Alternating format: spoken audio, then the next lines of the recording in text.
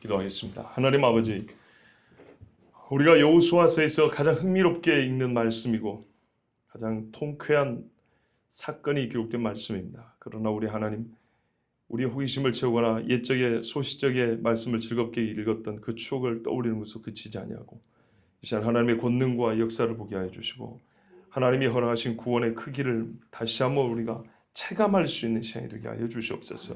이 세상에 하나님을 높아져 대적의 그 진들을 파여 주셨고 우리 생각 속에도 하나님의 말씀을 받아들이지 못하는 오래된 묵은 것들을 깨뜨려 주셔서 하나님 다시 새 부대의 주의 말씀을 다룰 수 있게 하여 주시옵소서. 예수 그리스도의 이름으로 기도하옵나이다. 아멘. 그때 그러니까요, 이제 아이가 패하고 이스라엘 사람들이 기브온 사람들과 화친하고, 우리 보신다는 대로 1절 말씀이죠. 아이가 여리고처럼 여리고 왕에게 또는 여리고에게 행한 것처럼 이스라엘이 그렇게 해서 다 죽고 다 망했다 소리를 들었어요. 이제 남은 것은 자기들 차례라는 생각이 들었겠죠. 그런데 자기들보다 앞순서가 있었는데 기브온이 앞에 있었거든요. 그래서 얘들을 먼저 치고 오겠다 해서 약간의 여유를 부리고 있었는데 웬걸요? 기브온이 항복을 했다는 소리를 들었어요. 그것도 대등한 것도 아니고 종되기로 결정을 해버렸다는 이 어처구니 없는 소식을 듣고 아도니세덱이라는 예루살렘 왕이 두려워했어요. 아도니제덱, 뭐랄까는 나의 주 의롭다, 뭐 이런 말이에요. 옛날에 그 멜기세덱 아시죠? 멜기세덱하고 비슷하죠. 예, 나의 하나님은 의로우신 분이다, 뭐 이런 뜻인데요. 거의 비슷한 얘기예요. 그러니까는 이 이름으로 봤을 때는 얘가 멜기세덱의 후예일지도 몰라요. 왜냐면 같은 예루살렘이니까요. 자, 그런데 이 인간은 어쩌기로 했죠? 이스라엘과 싸우기로 했죠. 야, 좋습니다. 뭐 족보는 정확히 모르니까요. 하여튼 이 아도니세덱이라는 사람이 두려워했어요. 그래서 기본을 치자 그랬어요. 왜 그런가 했더니 뭐 보시는 대로 2절 보세요. 기본은 왕도와 같은 큰 성이요. 무슨 말이냐면 왕이 다스리는 성이라 이 말입니다. 그러니까는 자기들도 왕이지만 정말 우리 중에서도 으뜸이다 할 정도로 큰 성이었다는 얘기고요. 두 번째는 성 사람들은 다 강하다.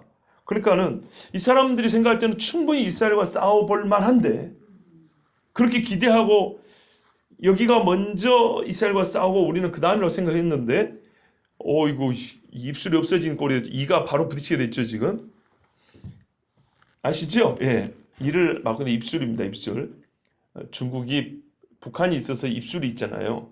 그래서 미국이 때리더라도 일단 북한이 한 대 막아주잖아요. 뭐 그런 역할이죠. 자, 근데 이가 부러지기 전에 입술 역할을 할 기본이 남아있는 줄 알았더니 얘들이 항복을 해가지고 입을 열어줬단 말이죠. 그래서 아마 이제 두렵기도 하지만 배신감도 느꼈겠죠. 아니 당신같이 큰 성의 항복을 하면 어쩌자는 얘기야. 그렇죠. 기본이 앞장서서 싸워주길 바랬는데 앞장서야 될 우두머리가 항복을 해버렸다. 이거는 실망을 넘어 배신이죠. 배신. 예. 아무렴 그렇지. 저 떠돌이들한테 기본 같은 성이, 그리고 그 옆에 희위족속 여러 성을 다 끌고 가서 한꺼번에 배신을 해버렸다. 항복을 하다니. 자, 이래서 이제 화가 났어요. 그래서 예루살렘 왕 아도니세덱이 네 왕을 더 부릅니다. 3절에 기록되어 있죠. 헤브론, 야르뭇, 라기스, 그 다음에 에글론. 요 네 도시 성의 왕들에게 이제 전가를 보내서 이러이러했으니 우리가 동맹을 맺고 기본을 치자하는 거예요. 자, 4절 보세요. 내게로 올라와 나를 도우라. 우리가 기본을 치자. 그죠? 예, 사실 어려운 내용도 아니고 본문이 길기 때문에 제가 앞부분을 빨리빨리 갑니다. 왜 치자 그랬을까요? 이는 기본이 여호수아와 이스라엘 자손과 더불어 화친하였음이니라 하매. 그러니까요, 원래 치려면 이스라엘을 쳐야 되죠. 왜 기본을 친다고요? 그래서 아까 배신이란 말 썼잖아요. 배신자를 먼저 처단해야죠. 그리고 또 하나, 이스라엘과 기본이 화친을 내고 또 나름대로 조약을 맺었기 때문에 이 왕들이 이스라엘을 치러 가는 동안에 기본이 가만히 있을까요? 모를 일이죠. 기본이 자기도 더 가까운데 이스라엘은 길갈에 진을 치고 있고 그 다음에 누굽니까? 예. 기본이 여기 있고 그리고 그 옆에 자기들이 있단 말이죠. 그러니까 가는 길목일 수도 있고 말이에요. 제가 정확히 그 지리를 몰라요. 그렇지만 분명히 이 사람들은 기본이 더 가까웠어요. 기본을 남겨놓고 등 뒤에 남겨놓고 이스라엘을 치러갈 수는 없을 거 아닙니까? 기본이나 이스라엘을 한패고 기본을 먼저 치면서 배신자를 처단하고 혹시 이스라엘을 칠 때 등 뒤에서 또 공격할지 모르는 기습 공격을 막을 수도 있고 그래서 일단 기본을 먼저 치는 겁니다. 또 이건 아주 중요합니다. 남아있는 가나안 족속들에게 굉장히 큰 의미를 주죠. 누구든지 이스라엘이 배신하면 이렇게 쳐버린다는 거죠. 그러니까 우리처럼 용맹을 내서 이스라엘과 싸워야 한다. 배신하면 기본처럼 우리가 다 공격해서 몰살시켜버릴 거다. 이런 메시지를 전달하기 위해서 그리고 또 하나는요. 기본을 쳐서 이기면 이스라엘은 사기가 떨어지겠죠. 그렇지 않겠어요? 예, 좋습니다. 그래서 이 사람들은 기본을 먼저 치자 그런 거예요. 여러 가지 이익이 있었어요. 그래서 기본을 치자고 갔는데요. 자, 4절에 화친하였다는 것이 그겁니다. 화친하였기 때문에 1차적으로는 배신이고 두 번째는 뭐라고요? 결국에는 이스라엘 쳐야 되지만 이스라엘과 동맹군인 기본이 그래도 이스라엘보다는 약하니까 먼저 칠 이유가 있었고 가는 길목이었고 그리고 다른 남은 가나안 족속들에게도 메시지를 전달하는 것이죠. 기본처럼 배신하면 죽는다고. 또 하나는 이스라엘에게도 사기를 떨어뜨릴 수 있는 절호의 찬스였던 거죠. 그래서 기본을 치러 간 겁니다. 자, 의의 주인이라는 뜻을 가진 아도니세덱이 이제 그 동네 여러 왕들을 데리고 이제 쳐들어가는데 5절에 보면 이들을 어디 족속이냐고 말해주면 아모리 족속이라고 합니다. 이거 참 중요합니다. 가나안의 7족속 중에 뭐니 해도 아모리가 으뜸입니다. 왜냐하면 하나님께서 그 아브라함 때 약속할 때도 아직 아모리 족속의 죄악이 관영치 아니함으로 이랬어요. 모세 때는 가나안 다음에 7족속을 치라 그랬는데 아브라함 때는 유독 아모리를 얘기했어요. 그리고 요단강 건너서 서쪽에 살았던 왕들 있죠? 아모리 족속이 두 왕이라고 그랬잖아요. 요단강 건너기 전에 먼저 쳤던 두 개 있잖아요. 큰 나라들. 그리고 두 지파 반이 거기서 먼저 틀을 잡고 살았죠. 그것도 아모리 족속이란 말이에요. 아모리 족속은 산지 사람들이에요. 그리고 거인족이고 이 사람들이 자기들이 땅도 좁고 힘도 있으니까 가나안에도 있었고 강을 건너서 가나안 동편에도 있었단 말이에요. 근데 이스라엘이 먼저 가나안 동편에 있던 아모리 족속을 친 거죠. 그러니까는 이 엄청난 소식을 듣고 요단강을 건너왔을 때 라합이나 이 가나안에 있던 사람들은 깜짝 놀랐죠. 아모리 족속의 이 큰 왕 둘을 요단 동편에서 이미 치고 왔다고? 겁을 먹은 거죠. 자, 겁을 먹고 거기서 멈추지 않냐고 믿음으로 간 사람들은 지혜롭고요. 믿음으로 먹고 겁만 먹은 사람은 미안하지만 겁먹은 채로 죽는 겁니다. 자, 이 아모리 족속이니까요. 가나안에서도 으뜸 가는 힘이 있었던 사람, 나름대로 자부심이 있었던 그런 사람들이에요. 다섯 왕들이 이제 모여가지고 기브온으로 올라왔습니다. 대진하고 싸우니라 그랬으니까 어떻게 해요? 지금 어쨌든 전쟁이 시작된 거죠. 결정적인 전쟁은 벌어지지 않았지만 이제 뭐 일부 간접적인 이렇게 뭐랄까요? 전면전을 하기 전에 뭐 이제 정찰병들끼리 싸웠거나 소부대끼리 싸웠거나 혹은 이제 성을 치기 위해서 막 그 공성전 그러니까는 성을 치는 전쟁법이 있어요. 막 언덕을 쌓는다거나 무기를 동원한다거나 하여튼 전쟁이 시작이 됐어요. 자, 이때 기본이 며칠 안 남은 줄 알고 이 사람들은 하여튼 판단이 빠른 게 정말 탁월한 점이에요. 이거는 우리가 죽는 전쟁이다. 그래서 재빠르게 사자를 보내서 이스라엘 진의 여호수아에게 보냅니다. 여러분, 영적인 싸움이건 육적인 싸움이건요, 빨리 판단하셔야 돼요. 성경에도 싸우기 전에 질 것 같으면 안 하는 게 지혜롭다고 그랬어요. 만을 가진 자가 저 2만을 가져온 자를 당해낼 수 있겠냐. 빨리 가서 화친하는 게 지혜롭다고 그랬다고요. 그래서 이 기본 사람 지혜롭다는 건데 이 기본 사람들이 여호수아에게 종을 보냈어요. 6절을 보세요. 자, 당신의 종들 돕기를 더디게 하지 마시고. 종이라고 해요. 종은 누구의 은택으로 살아요? 주인의 은택으로 살죠. 당신이 선한 주인이라면 이 작은 종들을 불쌍히 여겨달라고 자기들을 종이라고 한 거예요. 그러면 살려줘야죠. 이거는 최소한의 신의입니다. 여러분 세상에서도요, 그렇잖아요. 사장이 자기 직원이나 부하가 이 사고를 쳤는데 사장이 네 알아서 이거는 있을 수가 없는 일이죠. 손해가 있더라도 자기가 데리고 있는 사람의 그 어려움이나 혹은 허물을 덮어주고 대신 책임을 져준다는 것은 엄청난 미덕이죠. 아주 훌륭한 점입니다. 하여튼 이거는 고대로부터 사람 관계에서 신의입니다. 그러니까는 우리가 당신의 종이 된다 하지 않았냐. 그러면 우리를 당신은 살려줄 책임이 있다. 그러나 여기서는 책임을 요구한 게 아니라 은혜를 요구한 거예요. 책임을 요구해도 돼요. 그러나 그렇게 말하지 않고 이 사람들은 우리를 구원하여 주소서. 구하소서 그랬는데요. 좀 말이 약해요. 구원해달라는 말이에요. 진짜 구원이라는 말도 전쟁 시에 나온 거예요. 그렇게 절박한 것을 구원이라고 그래요. 정말 절체절명의 순간에서 나를 살려줄 때 구원받았다고 말하는 거예요. 자, 구원하소서.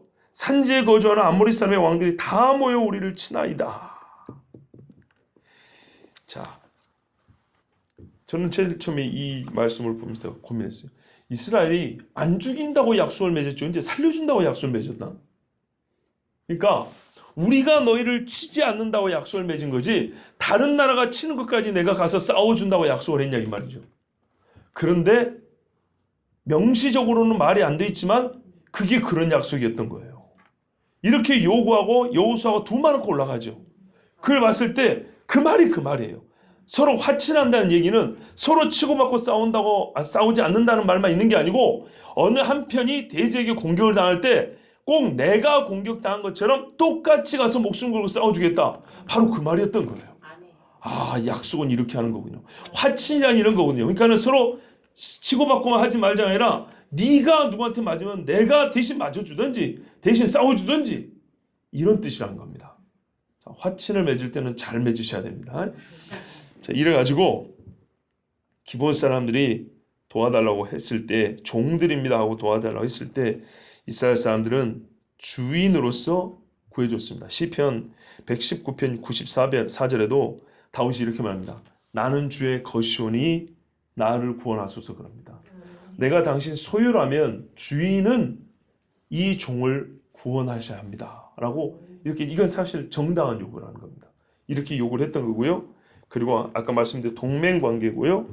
또 하나는 혹 약속에 조약에 그런 내용이 없더라도 우리가 믿음의 사람이 이제 형제가 되었잖아요. 믿음의 사람이 믿음 없는 자에 의해서 전멸을 당할 위험에 처했을 때 어떻게 그대로 보고 있을 수 있겠습니까? 예측 히틀러가 유대인들 다 죽이려고 할 때 폴란드에 유대인들이 제일 많이 살고 있었거든요. 독일에도 많이 살고 있어요. 독일, 폴란드 여기에 엄청나게 많이 살고 있었는데 폴란드에서 못 나가게 법을 만들었어요. 독일이 폴란드를 점령하고 또 그 전부터 폴란드에 있는 유대인들은 못 나가게 했다고요. 왜요? 죽여야 되니까. 독일에 있던 유대인도 못 나가게 하고 폴란드에 있던 유대인도 못 나가게 하고 또는 폴란드에다 주로 수용소를 만들어가지고 사람들을 죽였어요. 최후 처리 뭐 이런 식으로 해가지고 아우슈비츠라고 유명한 데 아시죠? 그 외에도 많이 있는데요. 이거 다 대부분이 폴란드에 있는 겁니다. 독일 국경에 가까운 폴란드에다 놓고 철길이 있는데 그런 데다 이렇게 만들었는데요. 그때 당시에 폴란드 사람들 중에 유대인을 살려준 사람이 얼마나 많았는지 정말 그 후예들이 살아서 지금도 생존해 있는 사람들이 많이 있죠. 그 사람들이 뭐 때문에 살려줬을까요? 인류애적인 차원도 있었겠죠. 그러나 하나님을 경외하는 사람들은 더욱이 다른 민족이라 할지라도 악한 자에서 살육을 당하는 것을 보고 있을 수 없죠. 그래서 살려준 그 방법들을 보면 정말 하나님이 지혜를 주셔 깜짝 놀랄 만한 그런 방법들로 그 생명들을 구한 그런 일들도 많습니다. 예를 들면 폴란드에는 어떤 그 동물원이 있었거든요. 독일군이 점령을 했는데 유대인들을 그 지하에 보면 동물 우리 있죠. 동물 짐승들을 가둬놓은 우리에다가도 넣어가지고 왜 그런 데는 더러우니까 안 들어오잖아요.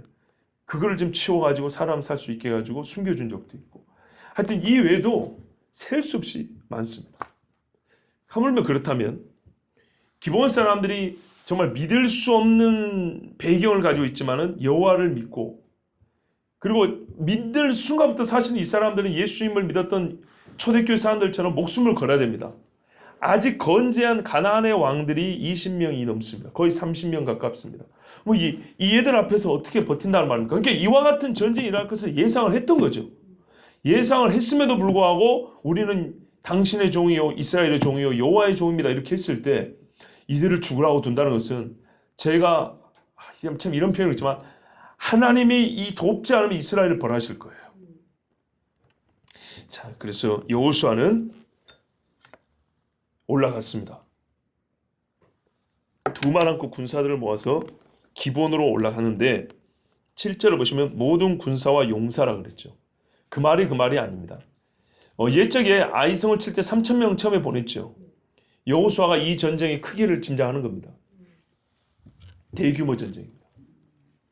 그래서 모을 수 있는 군대를 다 동원한 거고요. 말하자면 특수부대 있죠. 이 군인들 중에 제일 용맹한 사람들을 빼놓지 않고 다 동원한 겁니다.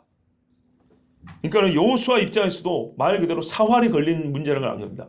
이 전쟁이 아이성 이후에 말하면 하나님께서 우리와 함께 하심을 확인할 수 있는 전쟁이고 또한 가나안 전쟁의 승패를 좌우할 수 있는 결정적 전쟁이라는 것을 안 겁니다. 그래서 전 군대를 동원해서 올라갔습니다. 그런데 여호수아도요 매우 빠른 속도로 진격을 했습니다. 보시다시피 어디입니까? 9절에 보시면 여호수아가 길갈에서 밤새도록 올라가 갑자기 그들에게 이르니 이 사람들이 여호수아가 올 줄은 알고는 있었어요. 그런데 이렇게 빨리 올 줄은 몰랐고 빨리 오기는 오더라도 오자마자 쉬지도 않고 친다. 이건 역시 기대하기 어렵거든요. 이 공격하는 사람들이 피곤한 것 때문에 전쟁에서 이기기가 어렵습니다. 지쳐요 몸이. 옛날에 중국에서 한국 이렇게 조선이나 고구려나 이렇게 치러 들어오죠. 올 때 얘들이 오자마자 전쟁을 하는 게 아니고 가까이 와서는 좀 쉬어야 됩니다. 걸어서 수백 킬로를 혹은 수천 킬로를 걸어오는데 어떻게 이 다리가 버티겠어요? 짐 들고 창 들고 무기 들고 말이죠. 군량미 끌고 몰고 오는 짐승들도 쉬어야 될 거 아니겠습니까? 그래서 옛날 전쟁은 요즘같이 기계로 때가 아니기 때문에 기간이 많이 걸립니다. 비 안 올 때 시작해서 비 올 때 끝나고 몇 년 동안 전쟁 진 쳐놓고 공개하러 한 달 동안 계속 마음만 보고 계획만 세울 때도 있습니다. 옛날에는 다 사람 손으로 하니까 이렇게 하던 거예요. 그런데 여호수아는 매우 빠른 속도로 진격을 했고 새벽에 기습을 했습니다. 하나님께서 지혜를 주시고 도와주시는 건 확실하지만 그는 그가 할 수 있는 최선의 노력을 다한 거고요. 최고의 지혜를 짜낸 거예요. 이런 상황에서는 전쟁한다고 눈에 띄게 하고 펼쳐놓으면 불리하다는 걸 안 거죠. 하나님이 승리를 주셨지만 확신을 하였지만은 확신했다고 해서 게을르라는 말은 아니에요. 감 떨어지 기다리는 건 아니죠. 그래서 그 확신을 가지고 그는 지략가로서 군 지도자로서 최상의 전술을 사용했던 겁니다. 그래서 빨리 가서 군대의 수를 파악하기도 전에 어떻게 보면 이스라엘 사람들로 이 다섯 왕들이 모아놓은 군대를 보면 기겁을 할지도 몰라요. 밤에 뭐가 보입니까?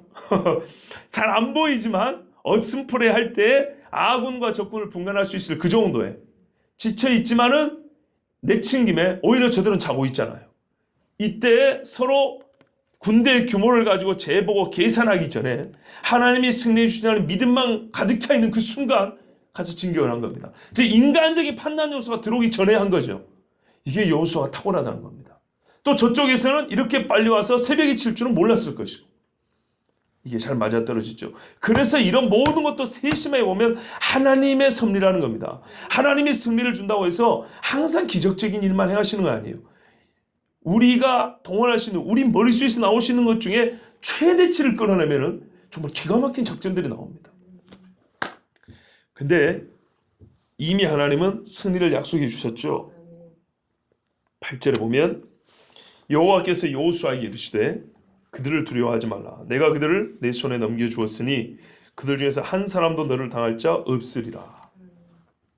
여호수아가요 신의에 의해서 약속에 의해서 믿음의 사람을 살려야 된다는 그런 사명에 의해서도 출전을 하긴 할 거지만 다섯 왕들이 모였다 할 때는 말하자면 가나안에서 지금까지 겪어보지 못한 대규모 전쟁을 치러야 되기 때문에 어느 한쪽이 거의 전멸을 해야 되는 전쟁이라고 생각할 수 있습니다. 그러니까는 우리도 적은 수를 가지고 싸울 수 없고 총동원했잖아요. 그러면 한쪽이 지면 이건 괴멸입니다. 남아있는 군대가 없습니다. 이제 그런 상황에서 여호수아는 한편 겁이 났을 겁니다. 걱정은 됐을 거라고요. 가기는 당연히 가야 되지만 마음이 그렇게 편하지 않을 거예요. 더군다나 아이성에서 하나님이 승리를 주시긴 했지만은 그들이 하나님 앞에 지은 죄, 기브온과의 약조를 하나님께서 최종적으로 어떻게 생각하시는가에 대해서는 아직 확답을 얻지는 못했거든요. 그렇기 때문에 이 전쟁에서 진짜 모 아니면 도인 전쟁에서 하나님이 만일에 우리 편을 들어주지 않으신다면 이건 이스라엘은 여기서 다 죽는 겁니다. 그런데 하나님께서 어떤 의미에서 이 전쟁을 준비하심으로 하나님이 완전히 기본과의 약조를 비준 승인하시고 예전과 아무 차이 없이 여전한 이스라엘의 하나님으로 함께 하신다는 것을 증거해 주시고 또한 이스라엘에게는 큰 전쟁을 한번 승리하게 하심으로 이후의 전쟁도 이미 다 끝났다는 것을 이겨놓은 승리란 전쟁이라는 것을 확신하게 해주시려고 하나님께서는 일부러 이 많은 사람들을 모아주셨다고 볼 수 있습니다.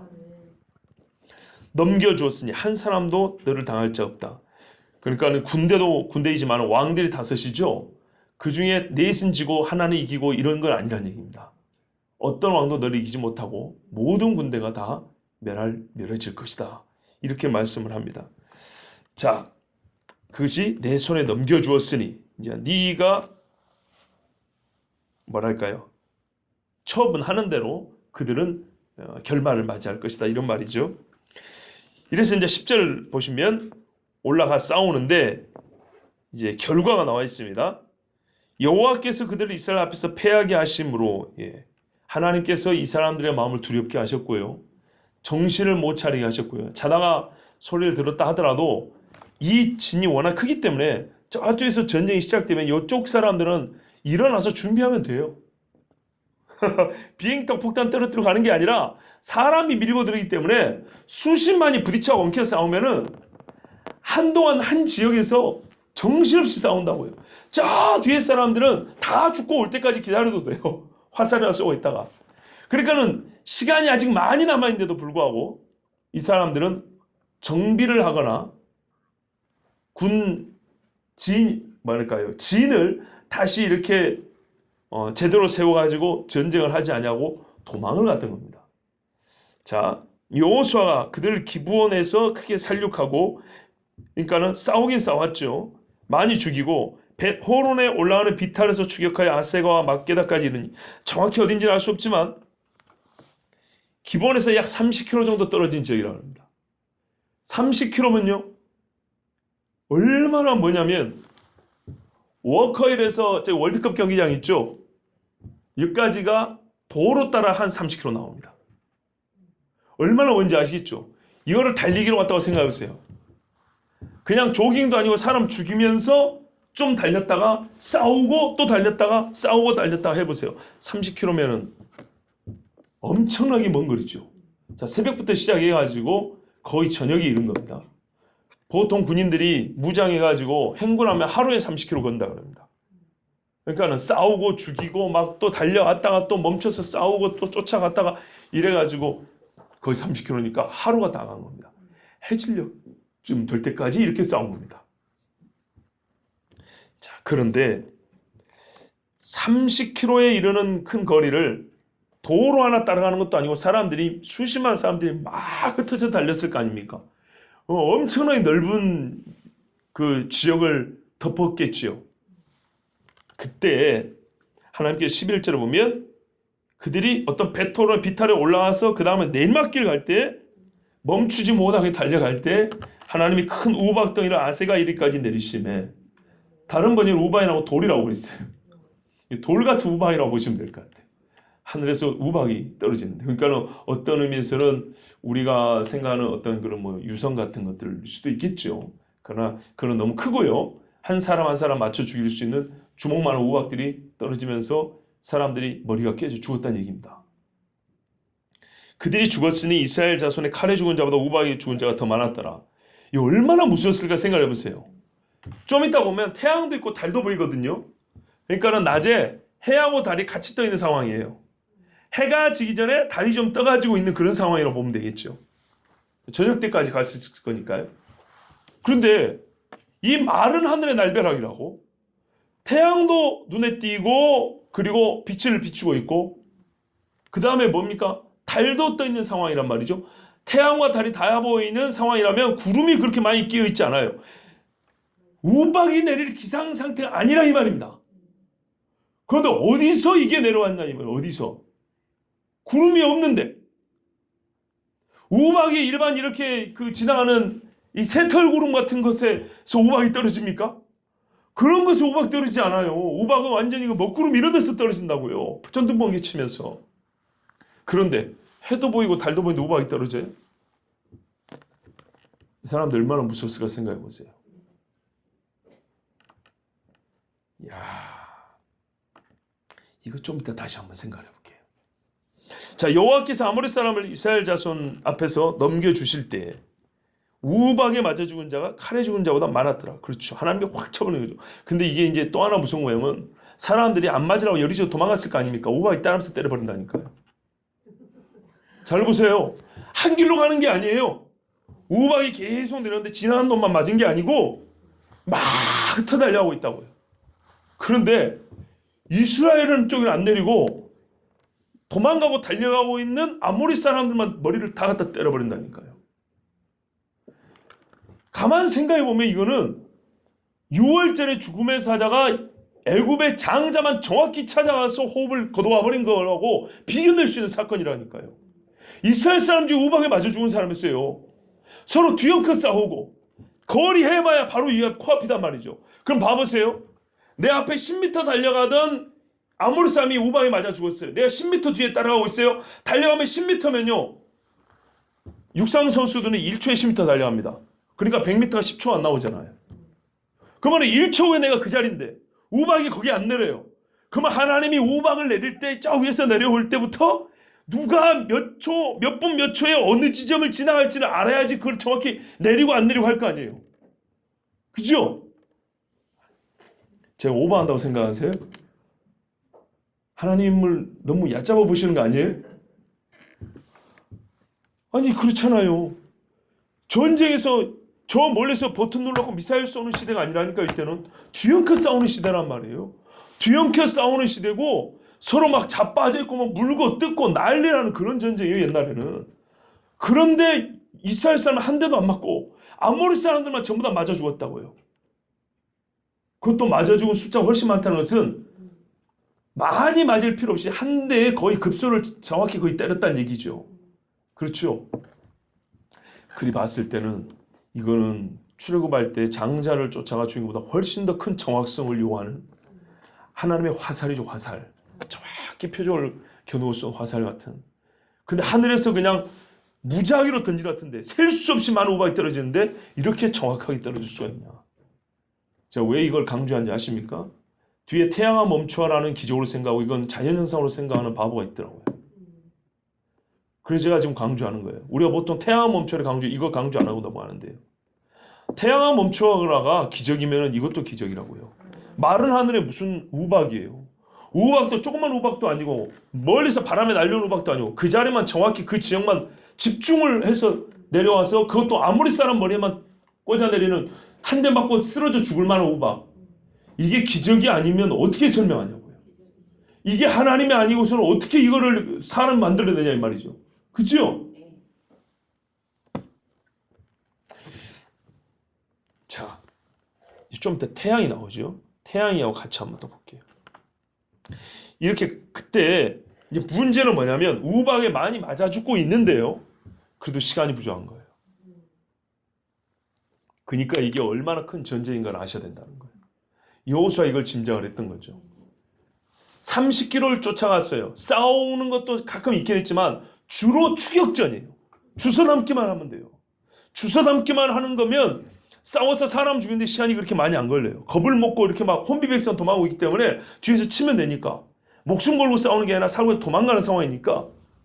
그런데 거기다가 하나님께서 우박으로 내려가지고 달리기로 못 쫓아가는 것들은 다 때려주겠단 말이죠.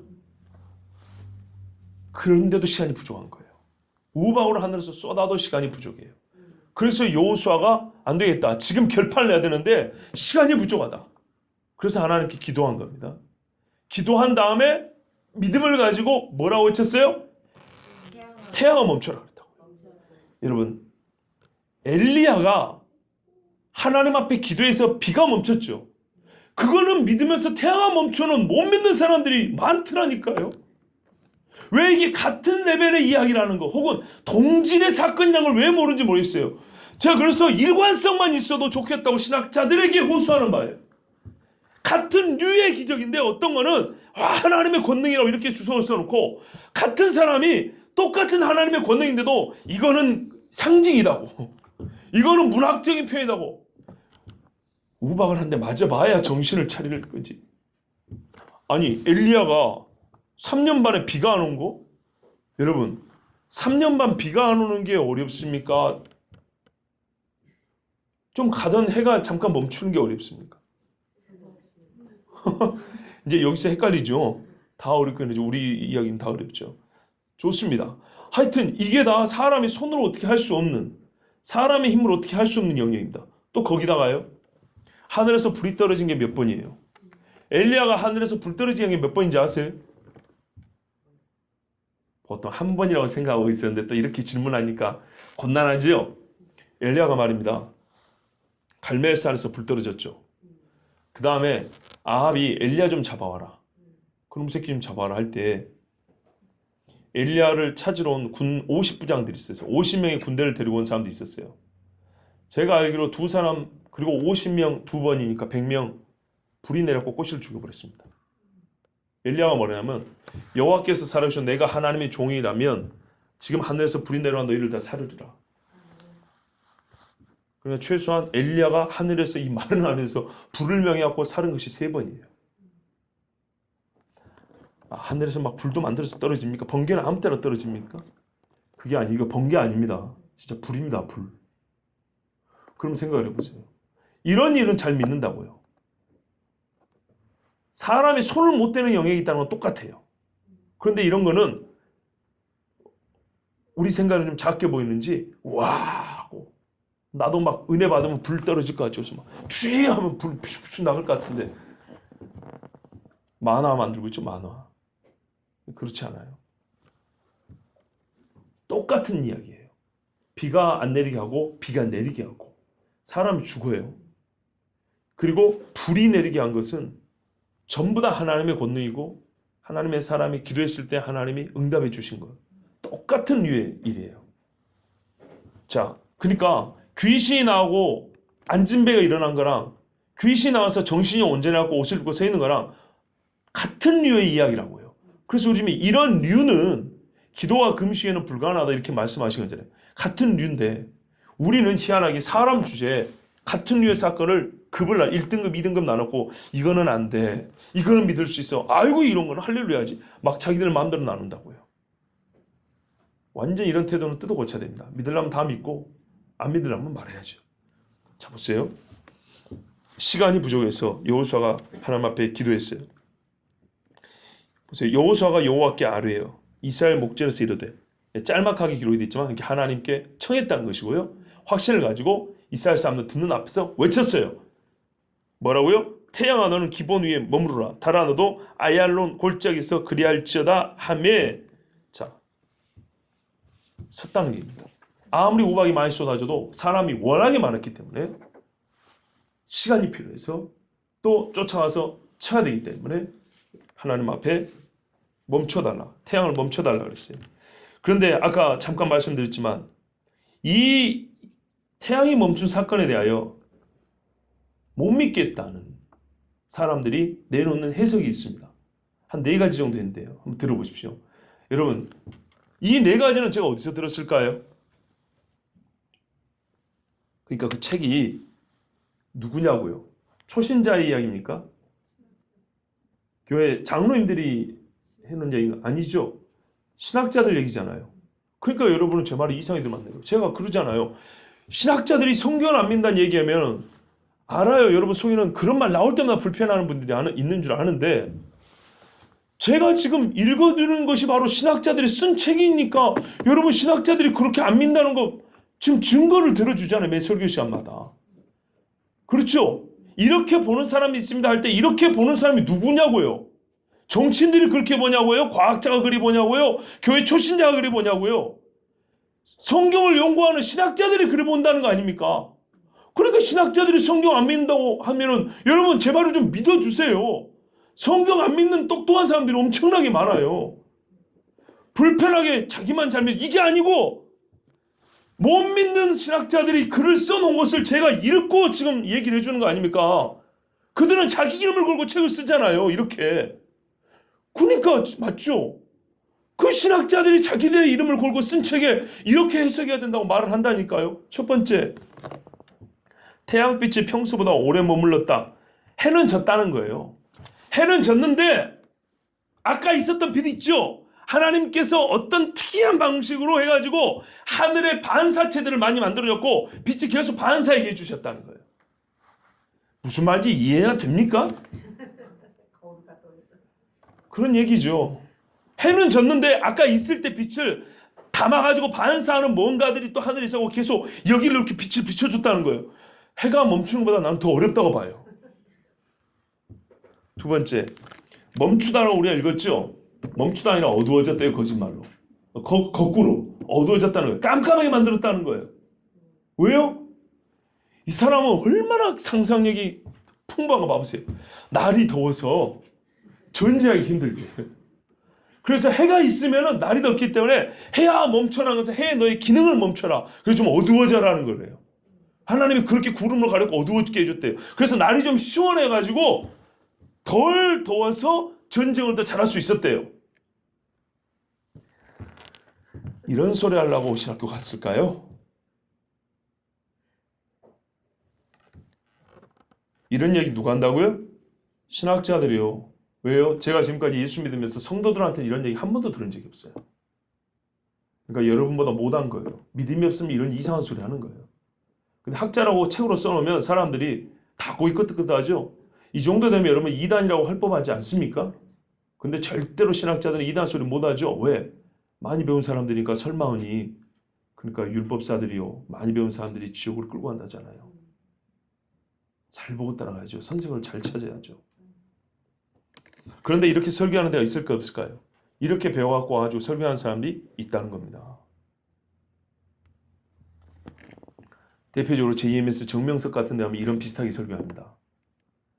거기는 어떻게 하는가요? 지난주에 우리 공부 시간에 말씀드렸는데 거기는 이렇게 설교해요.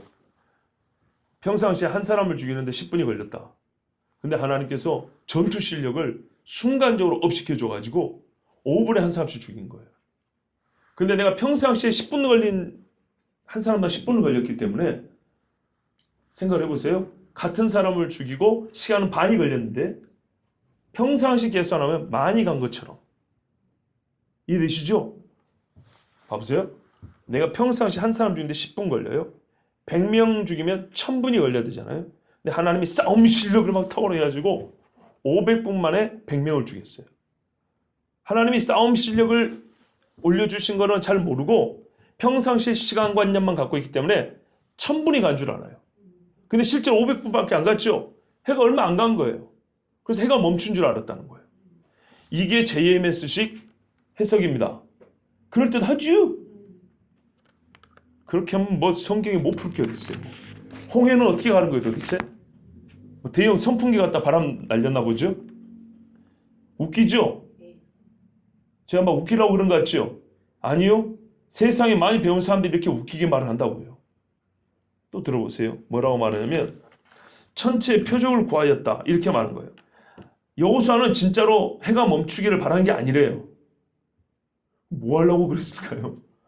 아니 사람들은 말을 어떻게 쓰는지 모르세요. 평상시에 배고프다는 말을 다른 의미로 배가 안 고플 때 배가 고프다고 쓴 거예요. 여호수아는 해야 멈춰라 이게 해가 진짜 멈춰라는 게 아니라 뭔지는 몰라요. 하늘의 표적을 구했다는 거예요. 승리를 준다는 표적을 구했다는 거예요. 그러면은 여러분 참말 표적을 구하면 그 표적의 내용을 말할 거 아니에요. 근데 그냥 말을 해야 멈춰놓고 해가 멈춘 거 아닌 다른 뭔가의 표적을 구했다고요? 그러니까요. 말장난이죠. 해가 멈추기를 바란 것이 아니라 하늘에 나타날 어떤 표적을 구했는데 말은 해야 멈추고 달아 멈춰라 이렇게 말했다는 거예요. 또 네 번째는요. 이렇게 말해요.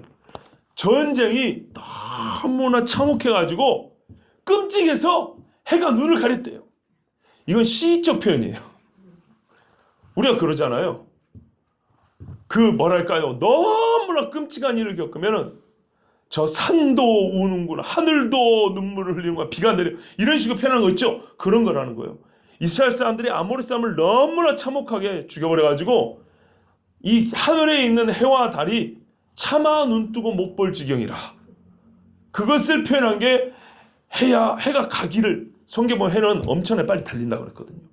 근데 해도 달리는 일을 멈추고 그 슬픔에 겨워서 가만 서 있었다. 이런 식으로 문학적으로 표현했다는 거예요. 이런 걸 누가 말해요? 여러분 머릿속에 이런 말 안 나오죠? 예, 순수한 분들한테는 이런 말 안 나와요. 똑똑한 사람들 머릿속에 이런 게 나와요.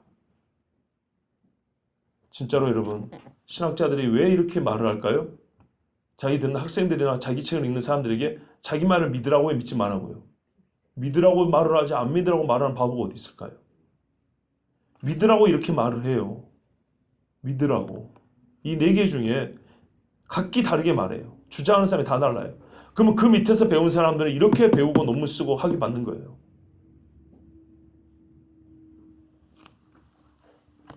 안타까운 것은 한국의 복음주의권에 계시는 한 학자, 구약학자가, 저도 그분 책을 많이 갖고 있는데요. 이분이 이 사건을 이렇게 말하더라고요. 명확하게 뭐 때문에 무슨 일이 일어난지는 모른다. 몰라요? 난 알겠는데. 모른대요.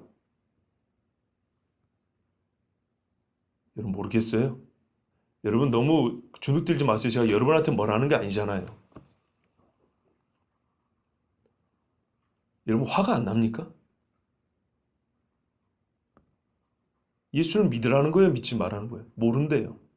이렇게 소개를 딱 한 다음에 자기 결론, 이 중에 뭐가 확실한지, 어떤 일이 있었는지 정확히 나는 모른다. 이스라엘 사람들은 알아요. 그날 거기 서 있던 사람들은 뭔 일이 있었는지 알아요. 그러면서 뭐라 하는 줄 알아요? 이 궤변이에요. 어떤 일이 있었는가가 중요한 게 아니라 이 사건의 의미가 뭔가가 중요하다. 이딴 식으로 말하는 거예요. 그런데 그런 사람들이 또 다른 데서는 뭐라 하는지 알아요? 부활의 그 진실, 그러니까는 예수님이 부활했다는 게 중요한 게 아니라 예수가 부활했다는 그 의미를 받아들이는 게 중요하다. 이렇게 말하면 똑같죠. 그런데 그렇게 말하는 사람들은 비판한다고 또. 지도 똑같으라는 소리 하는지 모르고. 무슨 말인지 이해되시죠? 무슨 일이 있었는가가 중요한 게 아니라 사건의 의미가 중요하다. 그 의미가 뭔지 아십니까? 여호수아는 기도했고 하나님이 들어줬다. 근데 어떻게 들어준 것이 없는데 그 뭔 뜻이 있을까요? 그리고 분명히 성경은 어떻게 들어줬다를 기록을 해놨는데 그거를 무시하면서까지 나는 모르겠고 중요한 건 하나님이 기도를 들어준 거야. 저도 앞으로 설교 그렇게 한번 해볼까요? 알맹이 싹 빼고 중요한 거는 여러분 이게 뭐라게 중요한 게 아니고 여러분 하나님 앞에 막 간구하세요. 하나님 주십니다. 할렐루야. 이러고 예배 마실까요? 그렇게 말하고 이렇게 두꺼운 책을 하나님이 주셨답니까? 예수님이 물을 걸은 게 중요한 게 아니고 예수께서 제자들을 사랑한 게 중요한 거죠. 그죠? 하나님이 우리를 사랑했다는 의미가 중요한 것이 십자가에 죽었는지 살았는지 그거는 중요하지 않죠. 나보고 왜 흥분하냐고 말하지 마시고 그 사람이나 나는 하나님 말씀 전하고 속된 표현이면 하나님 말씀 전해서 먹고 사는 거 똑같은 거 아닙니까?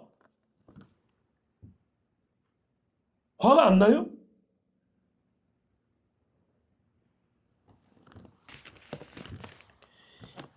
어떤 기적이 일어났는가가 아니라 어떻게 해서 기적이 일어났는가가 초점에 맞춰 있대요. 기적은 하나님으로부터. 이 대답을 말하는 거예요. 어떻게 기적이 일어났냐? 하나님으로부터. 그런데 어떻게 하나님으로부터 기적이 난다는 것은 맞는데 하나님이 무슨 기적을 했냐는 모르겠다니요. 기적이 뭔데요? 사람이 생각하지 못하고 할 수 없는 진짜 하나님의 신성의 고유한 능력에서 나오는 그 기이한 일들을 기적이라 하는데 하나님이 그거를 한 줄을 알겠는데 자기 이성으로 이해가 안 되고 받아들이고 곤란하니까 어떤 일이 일어나는지는 중요하지 않다. 하나님이 그걸 기적을 했다고 믿는 거예요? 안 했다고 믿는 거예요? 안 일으켰다고 믿는 거죠. 솔직히 말해요. 솔직히. 그러면서 이만한 채소 몇만 원씩 받아 먹어요? 그러면서 뭐라 하냐면 이 사건에서 하나님이 사람, 자연, 초자연적인 힘을 다 사용해서 승리를 주셨다고 합니다. 초자연적인 힘이란 내용은 중요하지 않고 어쨌든 태양이 멈춰라는 이런 기도를 통해서 하나님이 기적적으로 승리를 줬다는 건데요. 아까 자연이라고 말한 사람은 여호수아와 이스라엘 군인이고요. 자연이라는 것이 우박인데 자 이것도 틀렸다고 보는 겁니다. 그게 왜 자연이냐? 마른 하늘에 우박이 주먹만 했다고 사람 대갈통을 쳐고 죽여버렸는데 그게 어떻게 자연이냐? 이것도 초자연이지. 두 가지 기적이 있었던 거예요. 두 가지 기적이. 우박이 아까 말씀드린 대로 그런 식으로 정밀 타격을 해가지고 요즘 최첨단 무슨 무기들도 아니고 말이죠. 아모리 사람을 칼에 죽은 자보다 더 많이 때려 죽여버렸다. 이스라엘 군인이 몇 명이에요? 예?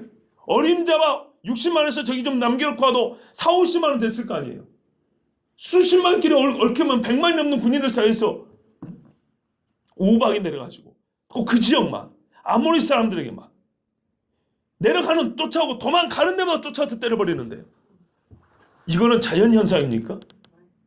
이것도 초자연적 이것도 기적이에요. 두 가지 기적이 있었던 거예요. 태양아 멈춰라는 여호수아가 더 요구했던 거예요. 앞에 거는 하나님의 강력한 어떤 전투적인 그러니까 공격으로서의 기적이었고 태양아 멈춰는 시간이 필요하다는 거였어요. 근데 이 시간은 하나님이 모든 인간에게 주신 어떤 생존의 조건이기도 하고요. 삶을 위해서 사람들이 어떤 이 관념에 있어서는 시간 관념이라는 게 매우 중요한 거거든요.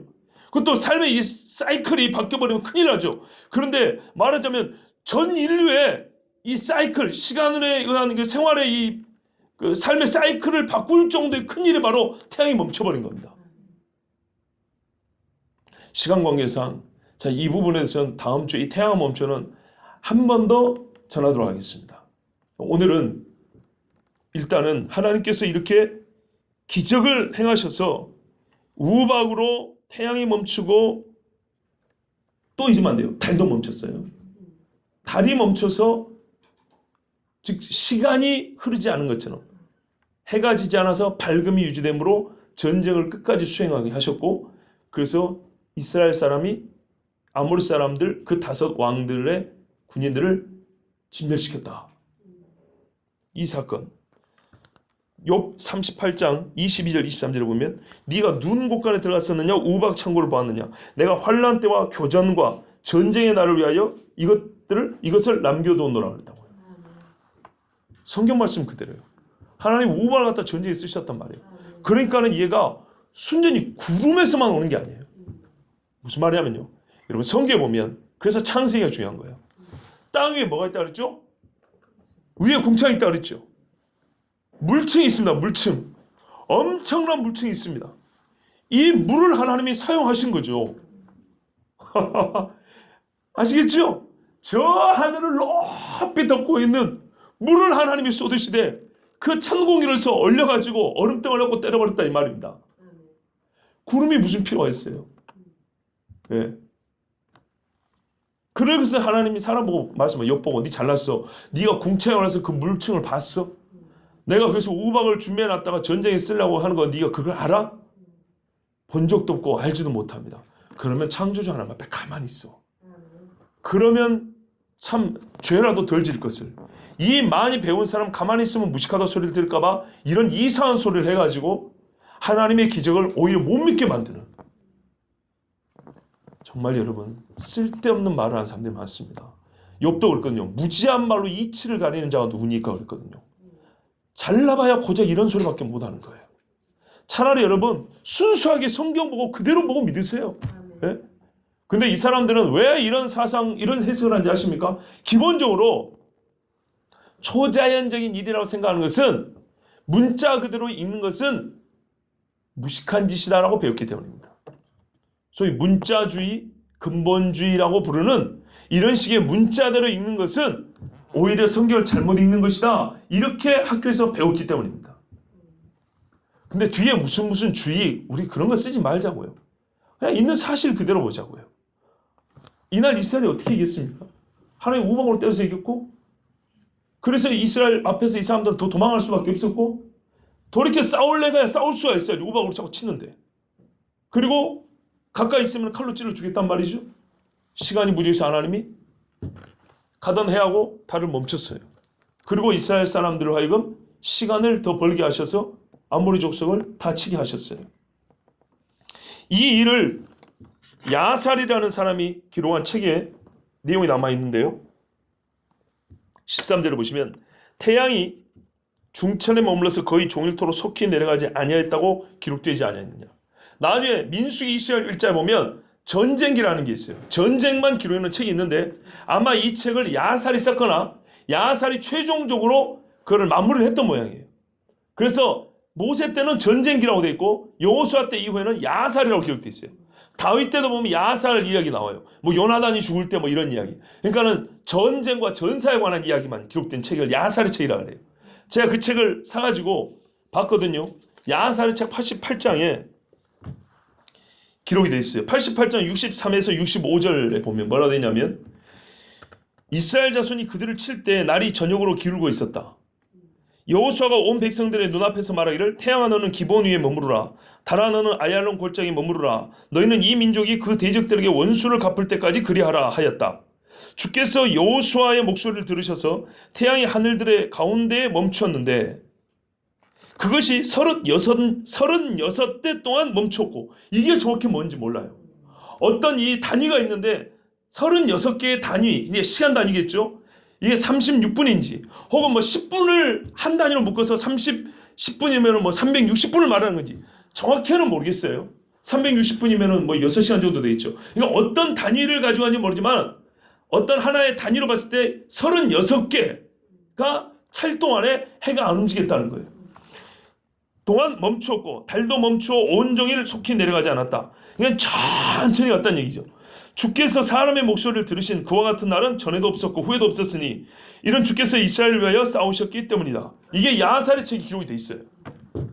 그리고 여호수아는 똑같이 이게 야살의 책이 기록되어 있지 않냐 하면서 그 야살의 책의 이 내용을 가지고 지금 다시 여기다 쓴 거예요. 그러니까 증인이 많다는 얘기죠. 자, 오늘은 여기까지만 하겠습니다. 그러면 여러분, 우리가 신앙인으로서 받아들일 해석은 뭔가요? 실제로 태양이 멈췄다는 겁니다. 하여튼 분명히 멈춘 건 멈춘 겁니다. 멈추지 않고는 이 전쟁은 끝날 수가 없었습니다. 문제는 이거죠. 우리가 학교에서 배운 것은요. 태양이 도는 게 아니라 지구가 이렇게 돈다 그러죠. 그죠? 앞으로 한 주 동안에 연구를 좀 해보십시오. 지구가 진짜 이렇게 도는가. 지구가 돈다는 말은 지구가 이렇게 공같이 생겼다는 얘기거든요. 구형. 그렇죠? 동그랗다는 공 같은 모양이라는 거. 공 같아서 이렇게 빙글빙글 돌고 있다는 겁니다. 그러면은 태양이 도는 게 아니라 지구가 도니까 태양 가만히 있고 지구가 도니까 지구가 돌다 쳤다는 얘기죠. 현대 과학 언어로 바꾸면 이게 현상 언어란 말이에요. 일상적인 언어, 현상 언어. 뜬다, 진다. 그렇죠? 이건 우리가 보이는 현상을 그대로 말하는 거, 현상 언어라.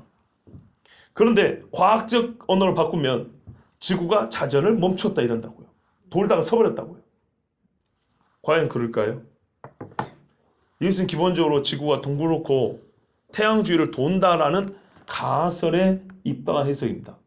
분명히 멈춘 거는 멈췄는데 문제는 태양이 멈춰라는 성경의 표현이 맞을까요? 지구가 돌다가 서버린 걸까요? 지구가 돌다가 섰지만 보기에는 태양이 멈춘 것처럼 보이니까 현상언어로는 태양이 멈췄다고 말했을까요? 아니면 진짜로 태양이 멈췄거나 아니면은 지구가 멈췄거나 어느 게 맞을까요? 그건 한번 연구를 해보시기 바랍니다. 사실 제가 어느 정도 준비를 하는데 시간이 이거 이야기면 1시간 가버리니까 다음 주로 미룹니다. 지난주에 우리 여기 함께 공부했던 분들에게는 일부를 말씀드렸어요. 지금 전 세계적으로 큰 하나의 그 과학적인 과학계까지는 아니지만은 과학자들과 민간 이 탐구자들에서 한 붐이 일어나는 게 있습니다. 그게 뭐냐면 지구는 평평하다입니다. 이 무슨 정신 나간 소리 같죠? 그런데 여러분, 지구가 둥글다라는 것이 얼마나 정신나간 소리인가 한번 잘 생각해 보십시오. 중력이라는 게 있고요. 그죠? 바닷물이 왜 안 쏟아진가요? 구형이면 밑에 바닷물이 왜 안 쏟아진가요? 중력 때문에 그러죠. 그놈의 중력이 얼마나 세길래요? 그러면 남쪽에 사는 사람들 점프도 못 하겠네요. 전부 다 땅속으로 파고 들어가 찌그러져 죽겠네. 그 수백 미터 수심의 물을 안 떨어지게 붙잡고 있으면. 근데 희한하죠. 바람 불면 물보라가 치거든요. 아니, 바람만 살짝 불어도 물보라가 치는데 물 못 붙잡고 긴다고요. 그렇죠? 제가 아주 쉬운 이야기하고 있는데요. 헬리콥터 바람만 해도 물보라가 확 치잖아요. 뭐 위로 올라오고 그 다음에 바람 맞으면은 저 멀리 날아간다고요. 중력요? 그 엄청난 중력이 어마어마한 바닷물은 붙들고 있대요. 살짝 바람 불어가지고 거기서 물을 띄어내가지고 막 날려버리는데 그건 못 이긴대요. 그렇게 큰 중력이면 비행기도 못 뛰게 해요. 누가 그러던가요? 중력이란 게 있다고. 끌어당기는 힘이죠. 근데 공기를 제하고 즉 진공 상태에서 무거운 것과 낮은 것을 떨어뜨리면 같이 떨어진다는 거 아세요? 쇠구슬하고 기타로 같이 떨어진다. 중력의 문제 아니고 밀도의 문제입니다. 밀도. 저항력과 밀도의 문제입니다. 이게 무슨 말이냐? 여러분, 어떤 물이 있잖아요. 물이 있으면 물의 밀도가 있어요. 부피 안의 질량. 그러니까는 얼마나 빽빽하냐, 아니면 공간이 좀 있냐, 이거에 따라서. 그런데 이거 저항이 있으면은 속도가 잘 안 나죠. 그렇죠? 그것도 하여튼 좁은 공간에 많이 몰렸으면 무겁죠. 그럼 빨리 떨어집니다. 근데 저항이 없으면요. 아무런 공기 중에 저항이 없으면 속도가 같습니다. 이해가 되십니까? 무슨 말이냐? 땡기는 힘이 아니라 공기 중에 저항에 따라서 떨어지는 속도가 달라진다는 겁니다. 중력의 문제가 아니고 밀도의 문제입니다. 이거는 조금 과학적인 이야기 때문에 여러분이 이해가 쉽지 않으리라는 걸 압니다. 그래서 제가 지금 이걸 설교하려는 내용이 아닙니다. 그게 아니고 우리는 너무나 세상에서 배운 지식에 익숙해져 있습니다. 저는 과학자가 아니지만 여러분도 가끔 느끼시겠지만 일반인 치고는 과학적인 그 지식을 조금은 갖고 있습니다. 근데 이거는 과학자들 앞에 내세울 만한 건 아니고 그냥 일반인적인 갖고는 교양 정도 수준입니다. 근데 이것만 갖고도 이 학교에서 가르쳐주는 과학이 우리의 현실과 안 맞다는 것을 많이 느낍니다. 뭐냐면 과학자들은 수치와 공식과 이론을 가지고 어려운 말하면 우리가 그냥 잘 모르니까 과학자 말하면 그런가 보다 하는데 그것이 무슨 말이냐면 우리가 보는 저 현상이 있죠? 이거를 지금 설명하는 이론입니다. 그래요. 그 사람이 보는 거랑 내가 보는 거랑 똑같거든요. 그러니까는 지구가 둥글다고 막 얘기를 하는데 가만 보면 평평하게 보이는데 저 멀리 바닷가에 뭐 지구가 둥글어서 배가 떨어져서 안 보인다 하는데 마음껏 갖다 보면 그대로 보이는데 아무리 물어도 그대로 땡겨서 보이는데 제주도도 보이는데 지구가 워낙 커서 그런다고. 아니요. 워낙 커도 지구는 동글었기 때문에 제주도 정도 되면 수백 미터 안으로 떨어지게 된대요. 키로당 80cm가 떨어진다니까요. 키로당. 근데 다리 만들 때 키로당 80cm가 다운된다는 것을 계산에 넣어가지고 다리 만드는 건물 짓는 데 어딨냐고요. 하나도 없어요. 하나도. 전부 다 수평이라는 것을 가정합니다. 그래서 지평선이라고요. 수평선이라고 평평하다고. 네? 근데 이것을 과학이라는 이름으로 막 이제 계산을 어렵게 그러면 막 다 그런가 보다 그러죠. 그런데 중요한 게 이거예요. 그렇게 따지면 예수님의 부활도 말이 안 된다고요. 과학이나 이론이나 무슨 공식을 갖고 하면 부활이라는 건 말이 안 돼요. 그런데 그 많은 이론과 공식이 쓸데없게 되는 경우가 뭐냐? 나 예수님 부활한 거 봐버렸어요. 경험해버렸다고. 그 앞에서 그런 공식이 무슨 소용이래요? 이거 말을 하자면 우리가 비행기를 타고 하늘에 딱 올라가서 땅이 평평한 거 봐버렸어요. 보고도 못 믿는 게 문제지. 보는 그대로 말을 하면 이 세상이 둥글고 지구가 빙글빙글 돈다는 것은 말이 안 됩니다. 오늘 딱 한 가지만 말씀드릴게요. 자, 봐보세요. 하늘의 별을 보면 인터넷을 보면 카메라 노즐을 열어놓으면 이게 달이 이렇게 별이 이렇게 빙글빙글 도는 것처럼 보이죠. 그죠? 빙글빙글 도는 게 이제 사진에 찍혀요. 그러면은 하룻밤이 지나면 별이 여기 있던 게 이렇게 쫙 한 바퀴 돌고 팽이 도는 것처럼 이렇게 된다는 거예요. 이게 어떻게 해서 관찰이 가능하냐면 지구가 빙글빙글 도니까 이렇게 지구가 도니까 이렇게 돈다. 이렇게 말을 하죠. 아니 다 이렇게 설명해요. 자 그런데요. 그러면은 지구만 돈다고 말하냐 일반 과학에서는 뭐라고 말하냐면 지구가 스스로 이렇게만 도는 이걸 자전이라고 해요. 스스로 돈다고. 이것만 말하는 게 아니에요. 지구는 태양 주변을 또 돈대요. 이렇게 돌면서 태양 주변을 이렇게 돈대요. 이렇게. 근데 이 도는 속도는 잘 모르지만 수십 배 더 빨라요. 속도가. 제가 기관 수치가 맞다면 67배 빨라요. 지구가 자전하는 속도도 마하 5인가 6인가 이렇게 빠른데 이거보다 수십 배 더 빠른 속도로 태양을 빙글빙글 돌아요.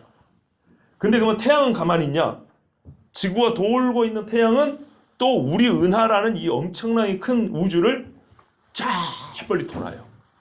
그럼 운동이 세 개가 겹친 거예요. 그러면 이렇게 보시면 돼요. 저를 잠깐 봐보세요.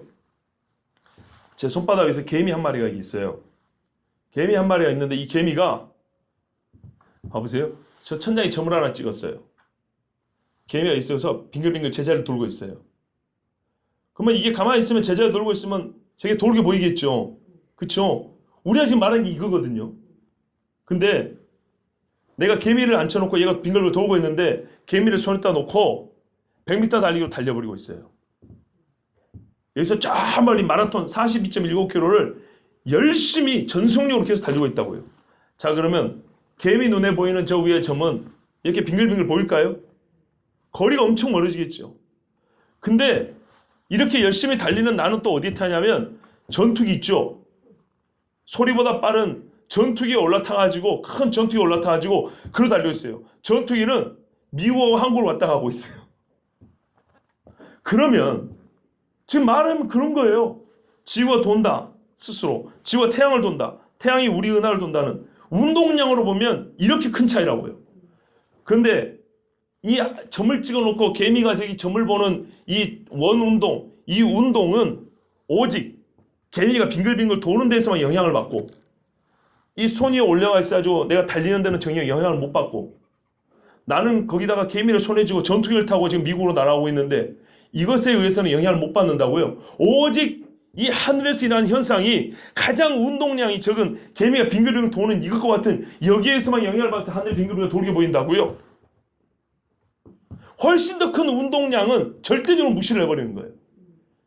지원이 어머니 이해되시죠? 감사합니다. 이것만 보더라도 말이 안 된다는 겁니다. 자 여러분 저도 사실 이런 이야기까지 한다는 것은 설교자로서 약간 정체성이 혼란이 옵니다. 그냥 설교자는 하나님의 말씀이 이렇습니다. 여러분 정말 어려울 때 하나님 앞에 기도하십시오. 하나님이 기적을 통해서 우리를 보내주신다. 이러면 끝날 문제인데 문제는요. 여러분 같은 순수한 사람들에게 하나님의 말씀을 못 믿게 하는 그런 사람들은 어떤 사회적 레벨을 갖고 있는 사람은 박사들이 대부분이라는 거예요. 책 쓰는 사람들, 강의하는 사람들, 사람들을 가르치는 입장에 있는 사람들이 여러분같이 순수한 신앙인들 앞에 와가지고 못 알아먹는 제가 지금 한 것보다 더 못 알아먹는 어려운 말들 해가면서 성경 이거를 그대로 보고 있는 것은 하하하 웃어가면서 비웃으면서 그 무식한 옛날의 광신자들 근본주의자들 성경 문자적으로 보는 이런 꽉 막힌 인간들 이제는 여러분 그렇게 성경 벌써 벗어나야 돼요. 이렇게 가르치는 배운 사람들이 그런다 이 말. 배운 사람들이. 그래서 저는 여러분 앞에 설교하지만은 그 배운 사람들에게서 속아 넘어가지 말라고 그 배운 사람들, 여러분을 공격하고 여러분을 미용하는 그 배운 사람들 수준에서 저는 얘기를 해줘야 될 필요가 있기 때문에 지금 이 말씀을 해드리는 거예요. 옛적처럼 그냥 니나나나 순수한 시대에 성경 야 해가 멈춰 어떻게 믿어? 못 믿어. 하나님 없어. 이러고만 말면 괜찮은데 신학자들조차도 이렇게 괴변을 늘어놓으니 그들이 목사라는 타이틀을 갖고 강단에서 이런 말을 하고 설교를 한다는데 어떻게 저는 그냥 그들이 무시하는 대로 그래 무시해라 나는 그냥 믿는다 하면서 여러분 우리는 믿죠? 이러고 맞춰요? 이럴 수가 없다 이 말입니다. 말 그대로 여러분 우리가 하는 말 우리 사는 시대는 옛날과 다르다면서요. 예 맞아요. 성경을 공격하는 사람들도 옛날처럼 그렇게 공격하지 않아요. 지금은 딴에 매우 수준 있게 공격을 한다고요. 정말 어렵게 공격을 한다고요. 난해하게 공격을 한다고요. 그래서 보세요. 보수적인 신학자조차도 어떻게 해요? 겁이 나니까 말을 못 하잖아요. 아마 속으로 믿을 거예요. 하나님이 멈추라 해서 멈추다 믿을 거예요. 그런데 대중적인 글은 어떻게 써요? 나는 모르겠다. 그래서 피해갈 군형을 어떻게 만들었어요? 뭐 어떤 일이 일어나는 게 뭐 중요하겠냐. 하나님이 기적을 행해 주신 게 중요하지. 그런데 어떻게가 없는 그 기적은 뭐래요 도대체? 여러분,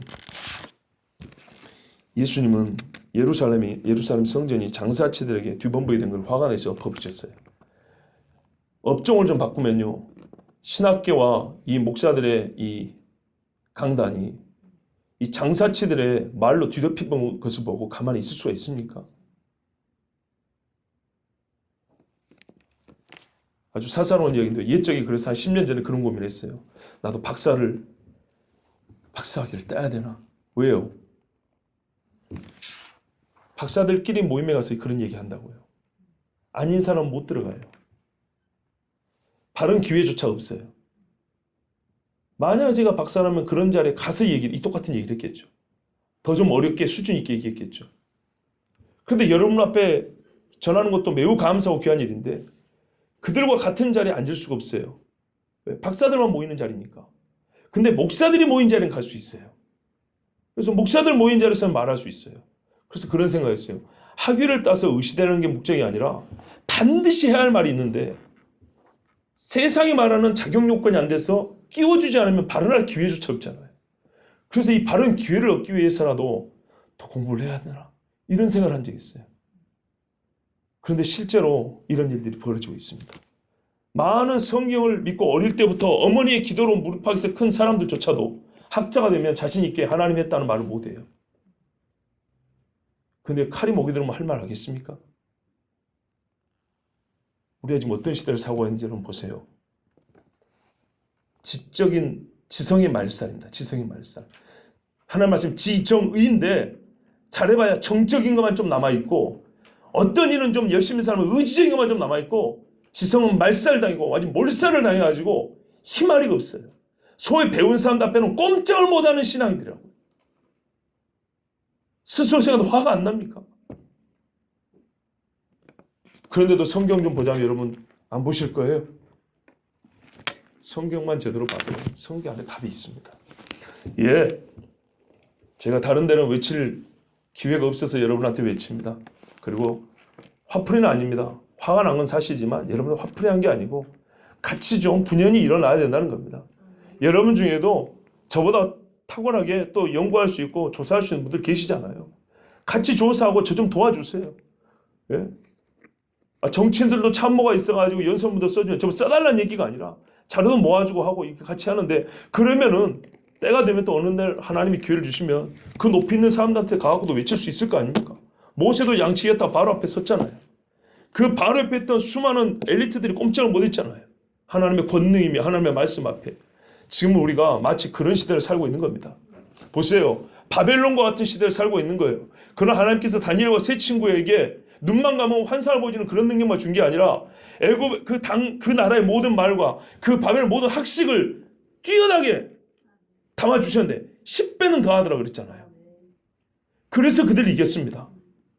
그게 꼴보기 싫어서 모함으로서 죽이려고 그랬던 거고. 이게 하나님의 의와 하나님의 은혜를 입은 사람들이 하나님 주신 모든 재능과 은사를 총동원하고 그를 연마하고 갈고다가 빛이 번쩍번쩍 나게 해서 세상에 휘둘렀던 겁니다. 그러고 싶지 않으세요? 나 그러고 싶어요. 그게 우리가 해야 될 일이라고 지금. 그 일에 여러분 함께해 주시기 바라고요. 그리고 절대 져서는 안 됩니다. 지금 솔직히 좀 모른다 하더라도요. 믿음만 확실해서 버티세요. 그래도 나는 믿는다. 그럼 하나님이 살리시는 하나님이 없는 것을 있는 것까지 부르시는 하나님이 그깟 태양을 못 멈추단 말은 하나님이냐? 그러면 죽은 자를 어떻게 살린단 말이냐? 있는 태양을 멈추는 하나님이 아니 못 멈춘다면 죽어버린 끝이 나버린 사람을 어떻게 살린단 말이냐? 당신은 부활도 못 믿겠구나. 당당히 쏘아붙이세요. 하나님은 우박도 내리시고 마른 하늘에서 우박도 내리시고 태양도 달도 멈추셔가지고 믿는 자에게 구원을 주시는 분이십니다.